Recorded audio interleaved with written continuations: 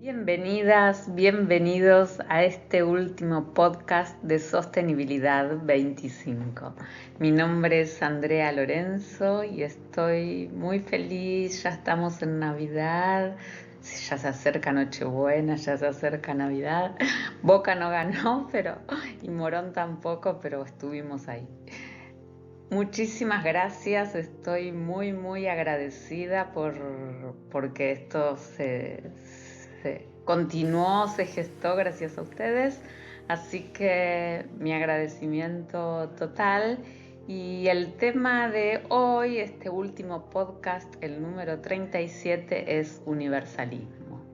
Hasta ahora, de alguna manera, nos hemos atenido al realismo que sostiene que los estados son los actores y es la unidad de análisis de las relaciones internacionales.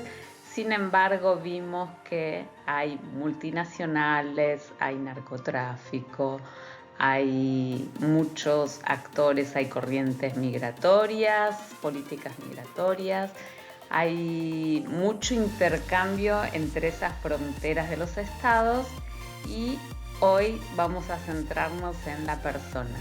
El tema entonces es universalismo y los protagonistas, las protagonistas no son los estados, sino las personas o las especies, animales, vegetales, etc. Los temas para el día de hoy son tres. El primero es integración. Por un lado, podemos extrapolar la integración de las relaciones internacionales a las relaciones humanas. También vamos a hablar de unidad, cómo alcanzar la unidad sin desconocer la existencia de conflictos e integrando a la diversidad, que es el tercer tema del día de hoy. Ya les comenté la importancia que tiene ponernos de acuerdo en la interpretación del significado de las palabras. El significado de las palabras no es interpretado universalmente. La democracia en Occidente es distinta de la democracia en Oriente. Y este tema viene también relacionado con la agenda de género, cómo el uso de una terminología inclusiva puede hacer la diferencia para ayudar en la integración de los distintos grupos minoritarios. Integración es súper amplio. En las relaciones internacionales vamos a ver cómo son las tensiones entre integración, cooperación y liberalismo. Y bajado a las relaciones humanas, ¿qué implica? En las relaciones internacionales hay dos procesos que son similares pero distintos: integración y cooperación. Desde el punto de vista de la aceptación pública, cooperación es una palabra con implicancias positivas que es muy bien vista, y la integración a veces tiene obstáculos. Vamos a ver por qué. La integración es como un conjunto y la cooperación sería un subconjunto de esos procesos.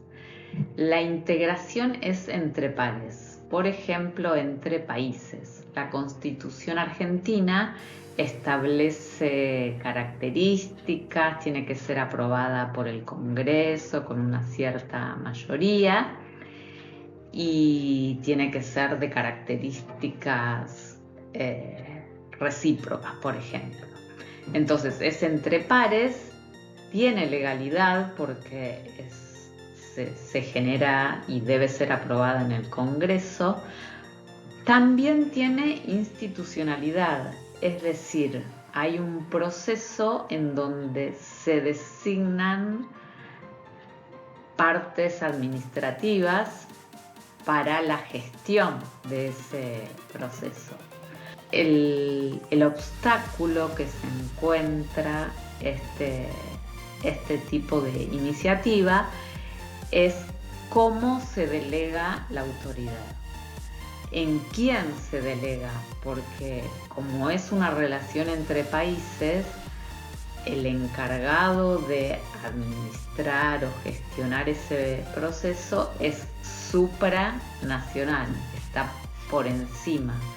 Entonces eso es lo que genera ciertas reticencias, ciertos temores de perder soberanía, de perder autoridad. En cambio, la cooperación, que suena tan bien, tiene un presupuesto, que es la jerarquía. Hay un país que tiene el rol de donante y otro que tiene el receptor. El mutuo beneficio no está tan claro, y si bien tiene legalidad, no tiene esa institucionalidad que tiene un proceso de integración. Y como dijimos, no implica una reciprocidad. Se usa mucho en la cooperación técnica, tecnológica, por ejemplo. Los procesos de integración tuvieron su auge en la década del 70 aproximadamente, después de las guerras mundiales, y había como un presupuesto de que establecer relaciones comerciales prevenía o evitaba los conflictos armados. Esto a su vez tenía como una interpretación económica de la integración. Sin embargo, la integración también implica otros procesos que tienen implicancias políticas, sociales sobre el ambiente. Entonces, el liberalismo, que es el modelo económico por detrás de esas relaciones comerciales, genera una interdependencia. Sin embargo, los países que se integran, que abren sus fronteras con un determinado rol y una determinada oferta de productos y servicios, encuentran muchas dificultades para modificar ese rol. Latinoamérica se integra tardíamente a los procesos de industrialización y tiene un rol prioritariamente agroexportador. Como ya vimos con todos los gráficos del capitalismo, ese rol tiene muy poca movilidad. O sea, cuando uno importa, no es tan sencillo pasar a un rol exportador, y cuando uno tiene un rol exportador primario, es muy difícil impulsar el rol exportador terciario. Tal es el caso, tal es la realidad en Latinoamérica. Por eso el que nace parapito nunca llega a ser corneta. No es así para nada. O sea, uno tiene que encontrar mecanismos para poder llegar a ser corneta. Y si lo llega, para después mantenerlo, porque como en todo, no solo es importante llegar, sino luego mantenerse. Muy bien, y acá tenemos al fan número 1 de la sostenibilidad. Sí, se descubrió quién era. Impuso regulaciones, protecciones, la palabra elegida por la RAE para el 2025 exactamente es arancel, gracias a él. De hecho, vemos cómo las iniciativas del gobierno protege a una de las principales industrias, que es la militar. Y una noticia de la semana pasada, de esta semana, es que amenazó a las aerolíneas que aterrizaran en Venezuela con severas consecuencias, es decir, multinacionales ven restringido su operación comercial no por la pandemia, sino por este presidente. Así que habíamos dicho que la palabra sostenibilidad venía de ponerle un sostén al capitalismo, y acá tenemos quien está impulsando un liberalismo con protecciones, con regulaciones y nada de dejar al mercado liberado como se usaba antiguamente. Tengo que decir, sin embargo, que yo no soy su fan. Yo creo que es una sostenibilidad mal entendida. Los índices de pobreza en Estados Unidos son históricos. De hecho, en las elecciones en Nueva York, con el nuevo alcalde, se veían fotos de la Organización de Naciones Unidas con gente en la calle. Y bueno, este año fue para la economía muy complicado, la operatoria con el Congreso, con la Reserva Federal, los nombramientos, el déficit fiscal, es decir, hay muchas cosas por resolver. No vamos a decir que no estoy hablando de culpables, sino de políticas, ¿no? El modelo liberal llegó a su punto final, tal vez, así como un liberalismo puro, y es necesario que los estados intervengan o que haya algún actor que intervenga para que no se centre el modelo en la riqueza, sino en el bienestar de las personas. Y mientras tanto, ¿qué pasa en Latinoamérica? Esto era América del Norte. En Latinoamérica parece que por más que somos países nuevos, llegamos tarde a la industrialización, al desarrollo, y cuando desde el norte ya están de vuelta al liberalismo puro, nosotros tratamos de sostenerlo. Acá vemos esta nota de las recientes elecciones en Chile, y hay 6 países que tienen gobiernos de derecha: Argentina, Bolivia, Perú, Ecuador, Paraguay y Chile.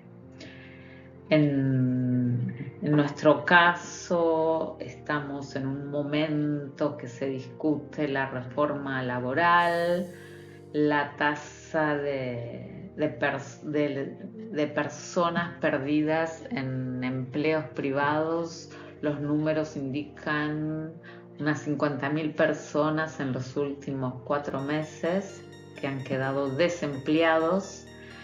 Ahora se suma la ley de reforma laboral, entonces de alguna manera se alienta el subsidio al desempleo, como previendo que esto podría mantenerse, que esta tendencia podría mantenerse.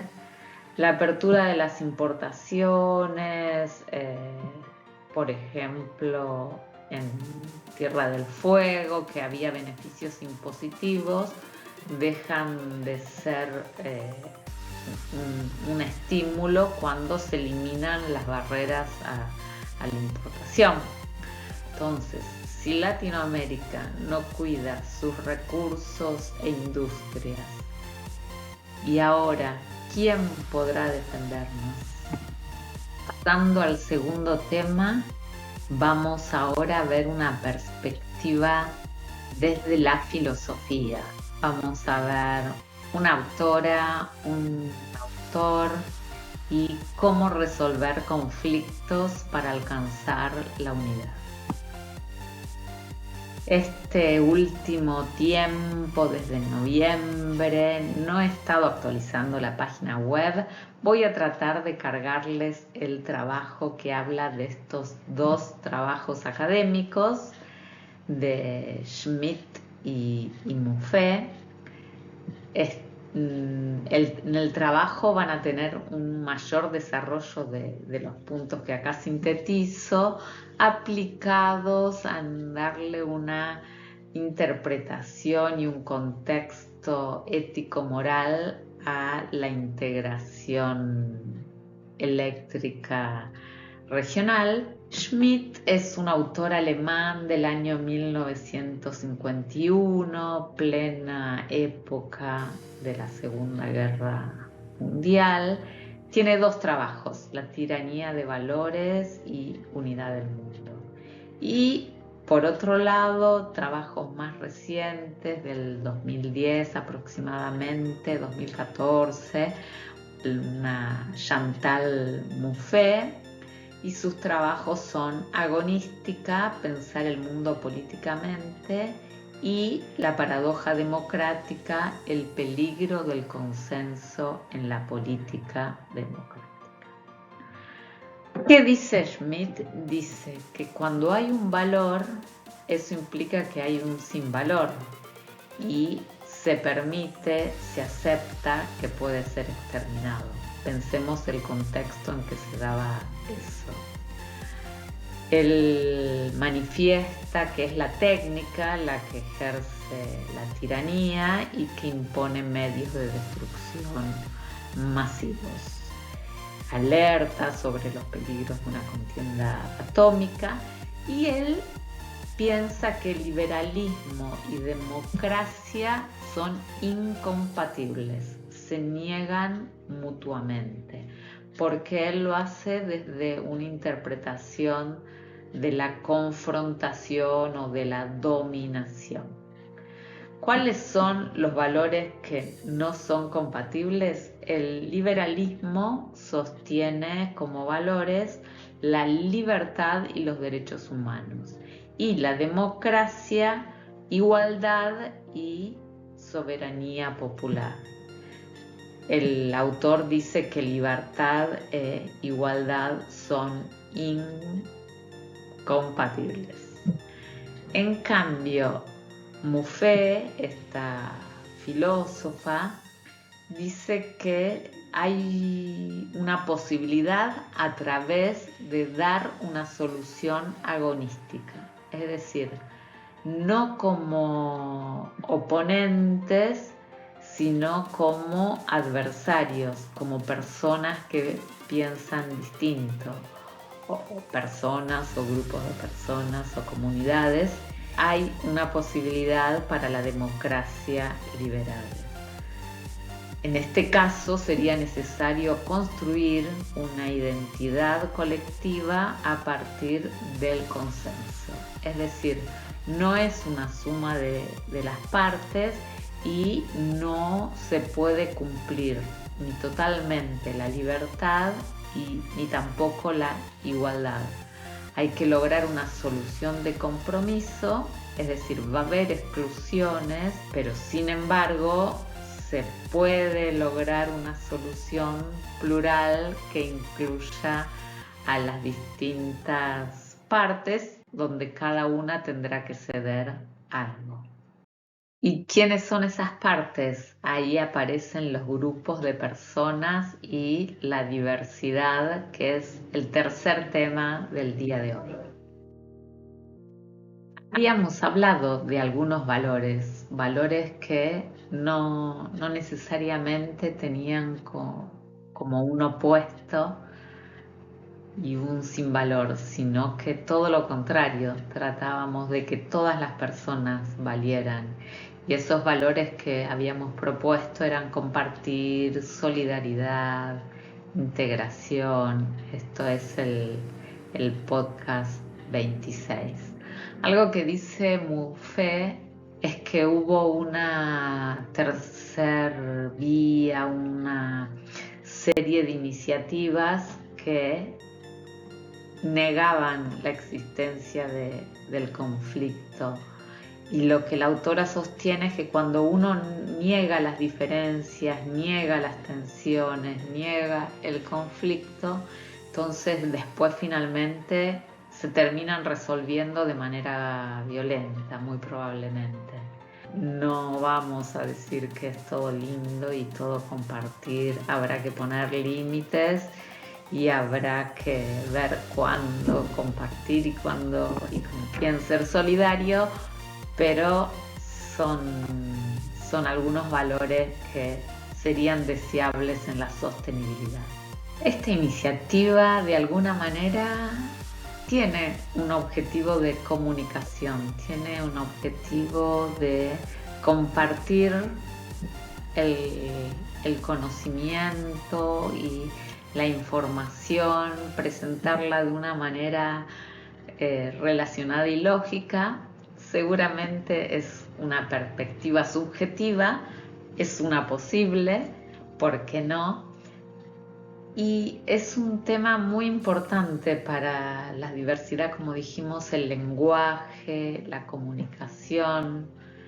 Si bien la tecnología, Internet ha facilitado la comunicación, hay mucha información, tanta que llega a desinformar.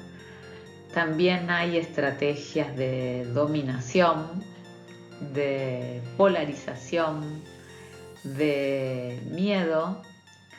Por ejemplo, me parece que el discurso del presidente diciendo que un poder como el legislativo que votara una ley que no tuviera presupuesto iba a ser sancionado, no sé, me parece muy fuerte y que no tiene que ver con la independencia de los roles. En fin, hay maneras de comunicarse y hay discursos y hay un mensaje y cómo el que lo da y qué autoridad tiene y cómo lo recibimos el resto. Entonces me parece que hay pobreza y hay riqueza, y en esto también hay una interpretación. Solemos interpretar la pobreza como pobreza económica, y me parece que estamos tan convencidos de que somos pobres que a veces no nos damos cuenta de que somos ricos. Nos reíamos en una campaña presidencial que hablaba justamente de la tristeza de la niñez rica y me parece que hay un cierto trasfondo detrás de eso. Entonces hay una pobreza material que a nivel país puede ser pobreza de recursos, a nivel de los individuos es no tener un techo, por ejemplo, o no tener las necesidades básicas satisfechas. Hay una pobreza espiritual de valores, de cómo se comunica, de cómo se trata a la gente, existirá la amabilidad. Y a nivel personal es la trascendencia, como tener un valor supremo que para algunos de nosotros es Dios. Hay una pobreza emocional que tiene que ver con el clima social de que todo está mal y que a nivel personal podría ser con efectos psicológicos sobre la salud, la depresión o también sobre la salud. La salud del país se podría medir a través de la corrupción y de la fortaleza de las instituciones y la flexibilidad y su capacidad de dar respuesta a la población o a nivel personal como una enfermedad. Y la riqueza, entonces, ¿quién es rico? Depende de la comparación con un valor de referencia. quienes hemos tenido posibilidad de viajar, vemos que hay países que tienen muchos más medios y muchas más posibilidades, las personas que tenemos muchos más electrodomésticos y bienes considerados de confort que otros.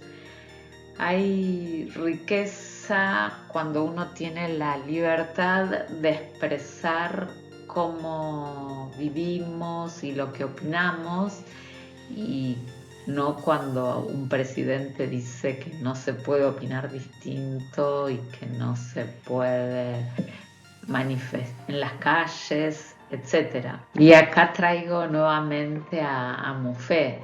Yo creo que no existe, que nadie tiene una libertad absoluta y que siempre tenemos a alguien que no sé si nos domina, pero que nos lidera o que nos impone límites. Yo me pregunto por qué elegimos a veces países del norte y tenemos tanto miedo de integrarnos y perder soberanía con alguien que es muy parecido como nosotros, como Brasil. Yo creo que a nivel comprar, por ejemplo, tenemos recursos finitos, nadie puede comprar todo lo que se le antoje, sino más bien compramos lo que podemos. Y para que algunos puedan mucho, el liberalismo impone que haya muchos que puedan poco. Y el bonus track, el cierre, es una despedida, es un hasta luego. Todavía no está claro el 2026. Vamos a seguir haciendo cosas y ojalá que surjan nuevos proyectos que nos conecten. Para cerrar, quería mencionar esto que decíamos, ¿no? Que Trump cómo impone regulaciones internacionales y cómo reconoce a otros actores. Él sale a combatir al narcotráfico, que es un actor internacional desde hace unos cuantos años. ¿De qué manera interactuar con esos grupos supranacionales que no los designa el Estado y que sin embargo tienen mucho poder? Entonces no podemos negar su existencia, de hecho existen. Ahora, ¿quién es el que puede entrar en fronteras de otros países y en nombre de qué actúa? Eso es algo que las organizaciones internacionales tienen que regular o discutir y luego atenerse a ese consenso que alcanzan. Bien, en el podcast 32 hablamos de regulaciones.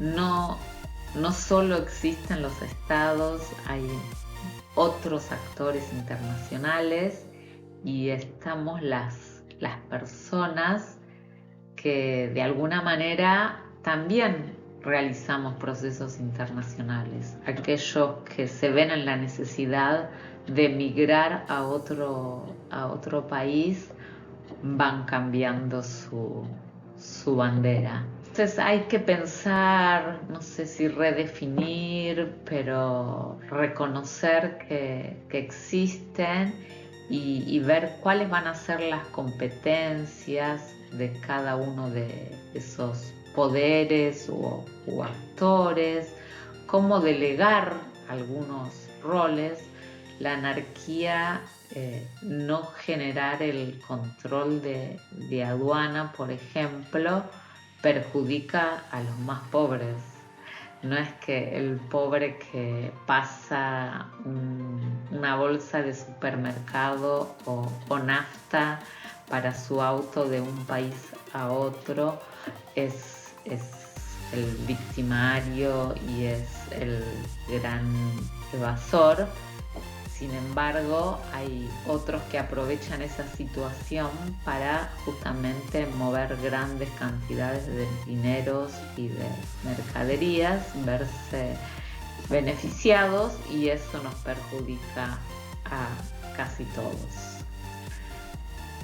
Ver si se puede delegar la autoridad en acuerdos de integración, en organismos supranacionales o algunas tareas que se puedan terciarizar. Sin embargo, hay roles que el Estado debe preservar. O sea, hay unas regulaciones que son para que los recursos vuelvan a la gente, y justamente a quienes tienen que volver a los grupos desprotegidos, a bebés, a la tercera edad, a capacidades diferentes. Todas las personas valen. Y revalorizar lo latinoamericano. La ciencia y la técnica no la mencioné ahí, pero estamos muy por el piso. Hay que volver a nuestra historia, y de alguna manera la dominación no permitió que se preservara, pero hay idiomas de grupos originarios, danzas, costumbres, expresiones artísticas que necesitamos revalorizar y preservar. Otro de los objetivos planteados al inicio era tomar conciencia que se cumplen 10 años del Acuerdo de París, que la COP30 había metas para el 2025, para el 2030 y para el 2050. Hay terceros informes de las determinaciones de los países. Vamos a ver qué pasó en la COP30. Ya estoy extendida en el tiempo, pero me parece que fue una reunión con una amplia convocatoria, la COP30. Ha habido presencias importantes, príncipes, el canciller alemán, que como chisme, ¿no?, tuvo unas declaraciones un poco explosivas y despreciativas hacia Belén y Brasil, muy mal. Y ha habido, como te decía, príncipes, y ha habido ausencias. No, en nuestro caso no hemos tenido una delegación importante, y Estados Unidos no estuvo tampoco presente. Esto se entiende porque por más que podamos ser aliados económicos, que es posible, estamos en posiciones muy distintas. Estados Unidos está del lado de los responsables del financiamiento por sus altas emisiones, por ser uno de los primeros países, de hecho el que más emisiones por persona tiene, y nosotros estamos prácticamente en un balance neto cero, toda Latinoamérica, ya lo mencionamos. Es decir, que nosotros necesitamos su financiamiento para sostener esto y que todos podamos convivir en el planeta. En el informe, es un informe de 170 páginas, está en inglés, no encontré todavía la traducción a español. Muy bien armado el informe, muy claro. Hay informes de la presidencia que se va y de la que llega, y el informe del presidente de la COP anterior dice que en 2024 se superó el 1,5 grados centígrados en un año, y se esperan los resultados de este año que sean similares. ¿Qué es lo que encontré como una palabra que se repite? Buscar transparencia. Y esto lo relacionan con tener indicadores, tener mediciones, porque como dijimos no es vinculante.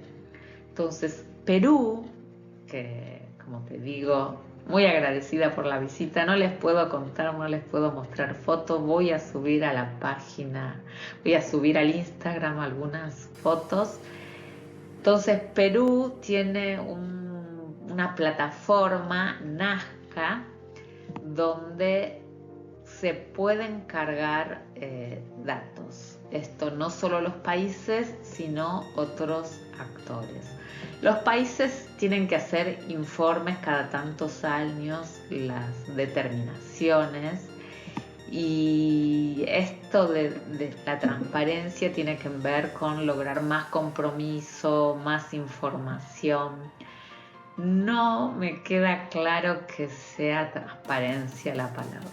Me parece que te mencionaba antes la cantidad de información y de distintas maneras de presentar los datos, que se necesita ya una especialización. Entonces, en realidad, más que transparencia, yo lo llamaría como un blanqueo de las emisiones. Hay un gran hincapié en el financiamiento, es insuficiente ese financiamiento, ha habido un crecimiento, ha habido un progreso en el financiamiento, sin embargo, no se alcanza lo que se buscaba, pero ha habido un incremento, no así en todos los indicadores de energía y de combustibles fósiles. Así que mírenlo, hay una crucecita, no progress, no progress, no progress. Está muy bien armado, señalando dónde hay oportunidades de mejora. Y el próximo hito es el año 2030. O sea, en ese año, para ese año se esperaba que estuviera el pico y después siempre tenían que ir bajando las emisiones, ir bajando, ir bajando. Ojalá que así sea, que haya nuevos proyectos y que logremos dar soluciones.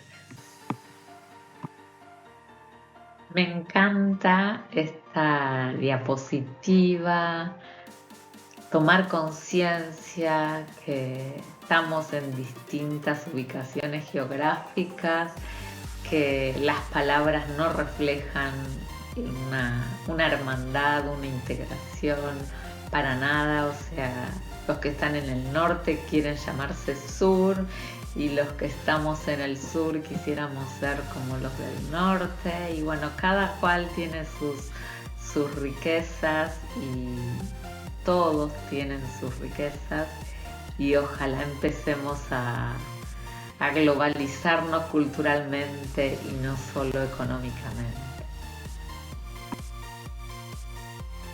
Muchas gracias. Recordemos que si dejamos menos huella de carbono y más huella en el corazón, creamos futuro. Mil gracias y seguiremos en contacto. Chau, chau.